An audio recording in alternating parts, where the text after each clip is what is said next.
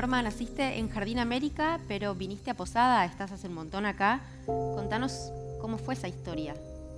Sí, bueno, mi familia vivía en Jardín América y de pronto se mudó a Posada porque mis abuelos ya lo habían hecho en primer lugar. Así que bueno, yo tenía 9 años en esa oportunidad y me vine a Santa Ana, porque originalmente todo el grupo familiar pertenecía a ese pueblo. Así que mi abuela vivió siempre ahí y yo me quedé con ella para terminar el 4º grado en la escuela Padre Lozano, número 11 creo. Y bueno, a final del año me vine a Posada junto a mis padres y después ya terminé la primaria acá. Hice el 5º hasta el 7º en la escuela número 356, que es la de la residencia del gobernador. Así fue. Y a nosotros lo que nos interesa saber es si en la infancia aparecieron algunos indicios para que investigadores o investigadoras después fuesen lo que son en la actualidad, ¿no? ¿Qué te inspiraba de niña o cómo fue ese descubrimiento tuyo? Bueno, nosotros teníamos un negocio familiar en chiquito y creo que el mudarnos hacia acá, la decisión fue un poco agrandar ese almacén que tenía esas características de almacenes generales de la época del siglo pasado, fines del siglo XIX y principios del XX. Y bueno, como éramos, de hecho todos trabajábamos en el grupo familiar y no teníamos recursos, digamos, económicos suficientemente como para hacer otro trabajo. Entonces yo crecí dentro de ese ámbito y de hecho que me fastidió siempre. Yo no tenía libros, o sea que aprendí a leer, a contar todo dentro de ese negocio. ¿Qué leías ahí? En las cajas de los productos, las bolsas, y cuando no sabía, le preguntaba al que venía.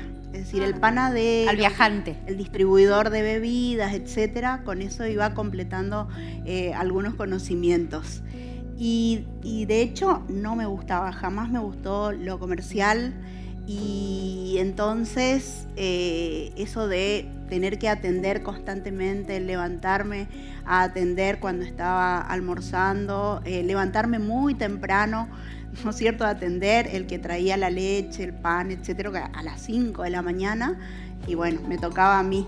Así que cuando decidí el colegio secundario, lo hice en función a eso, ¿no?, a que no sea escuela de comercio en principio, y vine a la Escuela Normal Mixta Estados Unidos del Brasil, donde hice todo el secundario, o sea, con una orientación en humanidades. Y bueno, ya con el test de ese lugar me habían salido algunas cosas como dentro del espectro de las disciplinas en ciencias sociales y humanidades, geografía, literatura, historia, etcétera, que eran las materias donde yo tenía muy altas notas. Matemática nunca me gustó y tuve siempre la nota justa. Nunca rendí en el secundario, pero bueno, porque sabía también que si me iba mal en el colegio era muy probable que la familia decidiera que ya no lo hiciera más. Entonces eso fue en parte lo que me llevó a decidir, incluso autónomamente, porque yo no tengo una familia de intelectuales. Así que me gustaba la literatura, me gustaba el turismo porque pensaba que podía viajar mucho, y la historia también. Sin embargo, yo quería estudiar abogacía y no lo pude hacer porque tenía que irme a Corrientes. En ese momento no había acá esa carrera y las posibilidades eran nulas dentro de la familia de mantenerme en otro lugar, e incluso creo que ni lo planteé porque pensaba que no iba a ser posible. Una mujer yéndose a otro lado, viviendo sola y sin una contención, digamos, de amigos o parientes que tuvieran otro lugar, era casi imposible. Y entonces Entonces, empezaste el camino de la historia ya desde ahí. sí, vine a la Facultad de Humanidades porque nos trajeron al grupo de quinto año y bueno, venía pensando fuertemente en literatura porque yo escribía algunas cosas, tenía un cuaderno en el cual hacía especies de poesías y poemas con un nombre inventado. Ficticio. Ficticio, sí. Y en realidad me cautivó la profesora de historia que me recibió ahí, que en ese momento fue Ida Fanny Ettori de Contristano, comúnmente llamada Chicha, y entonces me fui a historia. Y estaba en el primer año, segundo año, pensando siempre en literatura, tenía una muy buena relación con la profe que en esa época daba comprensión y producción de textos o algo así, pero no, decidí seguir historia porque no podía, pensaba yo, comenzar una nueva carrera, desestimar 2 años de estudios, etc. Así que me involucré fuertemente en estudiar historia y yo creo que en ese momento había un grupo de mujeres muy fuertes dentro de la Facultad de Humanidades y Ciencias Sociales. Entre ellas Chicha, pero en realidad la que lideraba todo ese grupo de mujeres, me acuerdo yo estaba Marta Zaguaya, estaba Graciela de Haro, Luisa Selman, pero que la que lideraba para mí era Ángela Periede Schiavoni, comúnmente también llamada Lele, con la que realmente transité toda mi formación en esa carrera y fue la que me impulsó a seguir mi formación en el posgrado, a pesar de que ella solo tenía el título de profesora superior del antiguo instituto y se había después como hecho pasantías y demás en la UNE, con lo cual se transformó en una profesora universitaria. Hay una emoción especial ahí cuando hablas de la universidad. ¿Qué te pasa cuando hablas de la Universidad de Misiones? ¿Qué representa en tu vida? Yo creo que me cambió totalmente la vida y en realidad Lele me cambió totalmente la vida porque fue mi formadora, pero también fue como la madre intelectual que no tenía, fue como una especie de amiga también. Hemos compartido muchísimas cosas de la vida cotidiana, además de estar dentro de la facultad y del Centro de Estudios Históricos, que fue ella quien fundó en 1982, y yo me había involucrado ahí al poquito tiempo. Como estudiante ya tenía en realidad curiosidades, ¿no? Todos los cursos de arqueología, archivística, que ellas mismas iban impulsando como grupo, porque participaban también en la Junta de Estudios Históricos, eran militantes políticas, o sea que había mucha motivación ahí. Pero el Centro de Estudios Históricos fue fundado por Lele y también dirigido por ella. Así que comencé ahí como una especie de secretaria, ¿no? Escribiendo las notas en una vieja máquina de esas que eran así a pulso nomás. Después tenía una máquina electrónica. Después hice como que un curso inconcluso en la Academia Sarmiento para poder manejar ya las computadoras que venían. Y bueno, creo que eso escribió una página muy importante de mi historia y muchas veces, bueno, he pensado, ¿no? Y comentado por ahí con una de mis amigas y digo, yo no sé por qué al final terminé con esta carrera tan impresionante, porque no me di cuenta, no la planifiqué, no la pensé jamás. Y entonces una de ellas me dijo, pero Norma, vos escribiste otra historia para vos. Claro, porque en definitiva me sentí siempre como que diferente dentro del núcleo familiar, incluso del barrio. Cuando yo me recibí de licenciada, mi papá, que todavía vivía, no entendía eso, con lo cual hizo una fiesta, pero dijo que era por el cumpleaños e hicimos en el cumpleaños. Bueno, hoy sos doctora en Ciencias Humanas y Sociales y representás un tipo de historia diferente quizá, contar la historia desde el territorio. ¿Qué es eso? Contanos un poco qué significa. Bueno, pienso siempre, ¿no? Reflexiono otra vez sobre mi propio camino y en relación a cómo me fui involucrando con el hacer historia. Desde la tesis de licenciatura, que trabajé sobre los orígenes de Posadas, y bueno, en constante discusión con Lele, que siempre digo, pero bueno, ¿qué pasa acá con este proceso de ocupación? ¿Y qué pasó con Posadas? ¿Y qué pasa con los guaraníes? Porque hay pueblos que se llama departamento guaraní y sin embargo no están.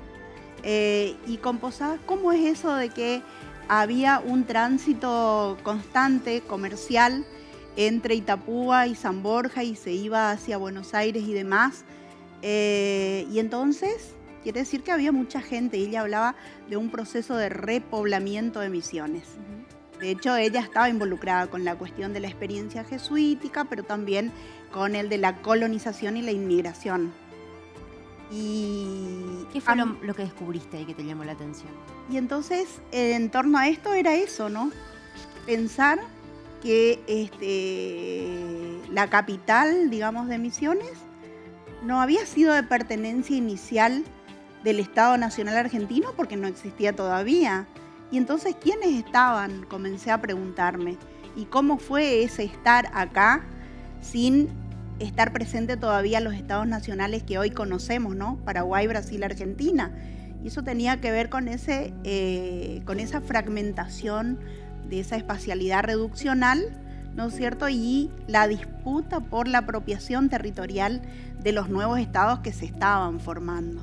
Y entonces así fui descubriendo que había una ocupación más de hecho, esencial, que de derecho, que también estaba existiendo, pero que las fuerzas, digamos, no daban como para posicionarse y posesionarse de ese territorio. Claro. Y entonces descubrí eso, ¿no? Que era un lugar fronterizo, que todos tenían estos nuevos estados la posibilidad y los derechos de quedarse con ese lugar, pero que bueno, que fue Paraguay la que estuvo presente en esos orígenes, que dio inicio a una fundación del pueblo de manera diferente, ¿no? La trinchera de San José, la trinchera de los paraguayos, la trinchera de Itapúa, y eso fue genial, 1834, hasta la guerra 1865, estuvo esa presencia concreta de los paraguayos dando autorización al poblamiento, haciendo la protección a ese circuito comercial, porque claro, era una necesidad. Paraguay quedó en una situación mediterránea, no tenía conexión con los puertos en esa época que eran importantes para la circulación de los productos. Y bueno, y seguí estudiando esa problemática, la de los pueblos. ¿Y por qué? Porque lo que yo veo es que, por un lado, ha cambiado la perspectiva, ¿no es cierto?, respecto de cómo se construye la historia, quiénes participan en la historia y para quiénes hacemos historia. ¿Quién la cuenta?